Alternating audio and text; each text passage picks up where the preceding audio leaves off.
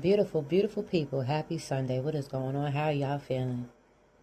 Welcome to Empress Woo Hoo. Whatever, however you choose to pronounce it, But when you come into my space, please make sure that you are being respectful. Keep all your negative energy and banter to yourself. Respect my comments section, please and thank you. And anything you want and need to know about me will be in the description box below. Now, with this being said, I was just observing some things today. Sometimes I observe a lot of things. I observe family members. I observe myself, and I always ask myself these questions like, Source, what is it about me that makes people do what they do? May you bring me clarity. Or what is it about that person that makes them do what they do? May you bring me clarity, right? And I noticed that there was a part of me, and this is me sharing my story, 55 on the clock. Hopefully this inspires somebody. But it started to dawn on me as I went on my journey a few days ago and I started observing everybody outside of me and around me, right? I started saying, Dad, my energy must be that amazing that people will actually act like they love me.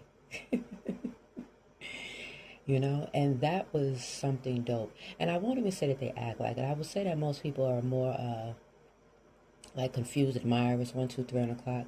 Most people don't understand or overstand or understand the importance of a gift of the divine Most High if they've never experienced the most highest form of Most High Mother and Father's love, right?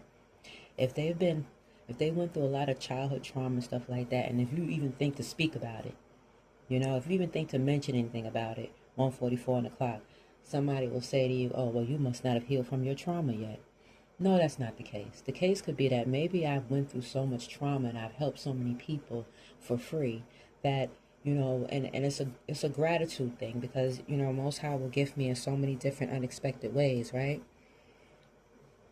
But the way I see things now as things are, turning day by day, we're going to remember what we are supposed to remember and we're going to not remember the things that we're not supposed to remember, right? That part. So as I was sitting in my space, I was sitting here like, all right, Most High, it's been so much doing magic in my energy, so much people doing a whole bunch of wordplay and banter and showing up, popping up without my permission. I even invite them, but they'll come through anyway because they think they own my spiritual and physical house, 2, 3, 4 on the clock. So then I said, all right, in my head, I'm like, all right, let me entertain this energy now. And it's not that I don't know who they are. I know exactly who they are by the things that they say, right? That part. But what I say is, Most High God, anybody that travels into my energetic frequency and field without my permission, thinking that they own me or own the rights to me, Source, I want and need you to close those doors and may they lose access. Because